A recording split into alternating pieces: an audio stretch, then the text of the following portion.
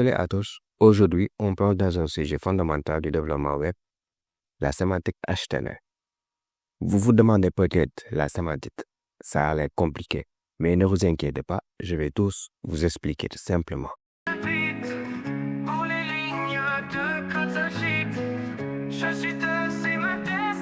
Imaginez que vous construisez une maison.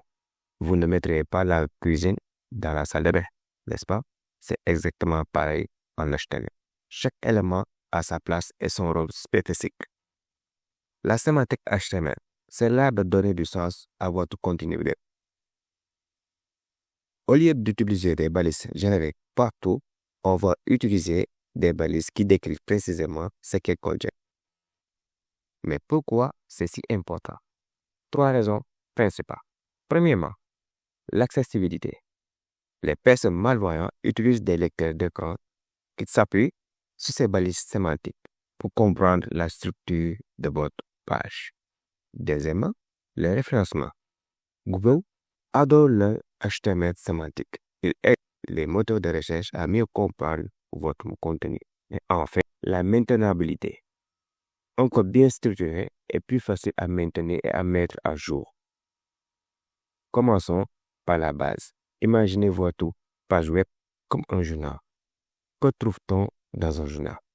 En haut, on a l'entête avec le nom du journal. C'est notre balise header. Au centre, les articles principaux. Voilà notre mail. En bas, les informations de contact. C'est le footer. Et bien sûr, le menu de navigation, notre balise nav. Prenons un exemple concret. Au lieu d'écrire div class header, div class nav et div class content, nous utilisons plutôt les balises sémantiques appropriées comme header, nav et main. Parlons maintenant des textes.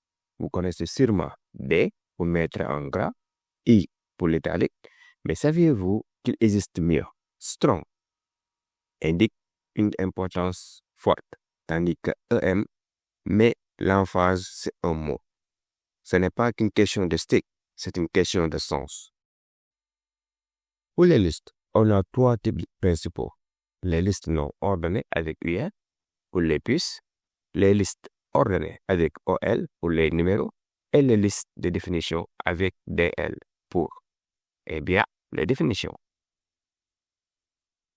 HTML nous offre aussi des balises très spécifiques. Figure pour votre image avec le légende, tab pour les dates et heures, adresse pour les coordonnées. Chaque balise a son rôle précis. Voici mes conseils. Pour bien utiliser la sémantique HTML, réfléchissez au sens de votre contenu avant de choisir une balise.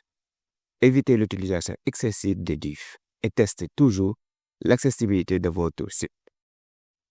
La sémantique HTML, ce n'est pas qu'une question de code propre, c'est une question d'accessibilité et d'efficacité.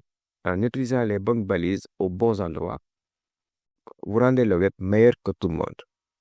Si cette vidéo vous a plu, n'oubliez pas de liker et de vous abonner pour ne pas manquer aucun contenu sur le développement web. À la prochaine.